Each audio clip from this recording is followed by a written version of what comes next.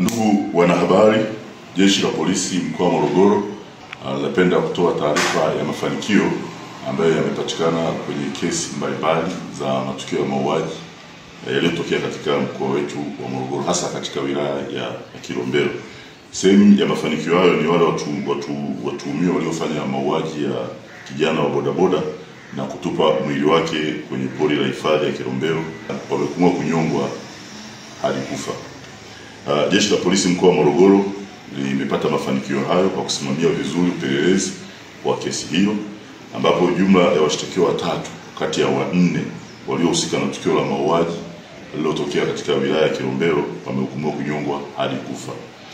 Mahakama Kuu Kanda ya Morogoro katika vikao vyake vilivyokaa katika mahakama ya wilaya ya Kilombero katika eneo la Kilombero imewahukumu washtakiwa 3 kati ya 4 kunyongwa hadi kufa kwa kosa la mauaji ya bodaboda aitwaye Shabani Kasto Mwawile, kisha mwili wake kutelekezwa kwenye pori la akiba Kilombero.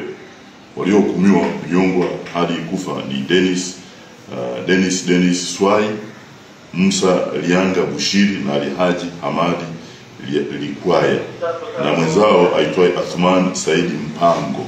Yeye amehukumiwa kutumikia kifungo cha miaka 5 jela kutokana na kosa la kutoa taarifa za tukio hilo ambalo alilishuhudia.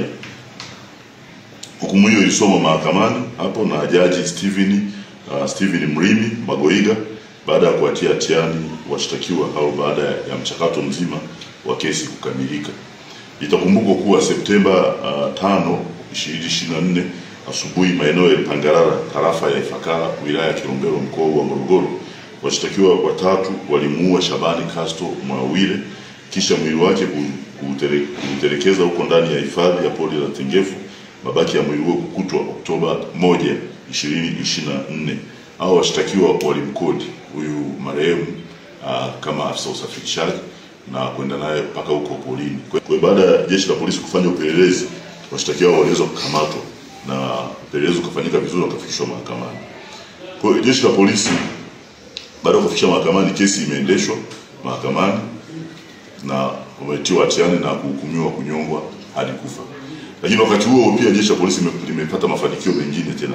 Kama mtakumbuka, kesi ya mtu mmoja aitwaye Mohamed Omar Salahange Mpemba mwenye umri wa miaka 37, mkulima mkazi wa Rudewa, wilaya ya Kilosa. Yeye naye amehukumiwa kunyongwa hadi kufa kwa kosa lile la kumuua mke wake na kumzika ndani ya nyumba yake huko maeneo ya Kilosa. Huyu mkewe alikuwa anaitwa Beatrice Talius Ngongorwa, alikuwa na umri wa miaka 32, mkazi wa Kimamba.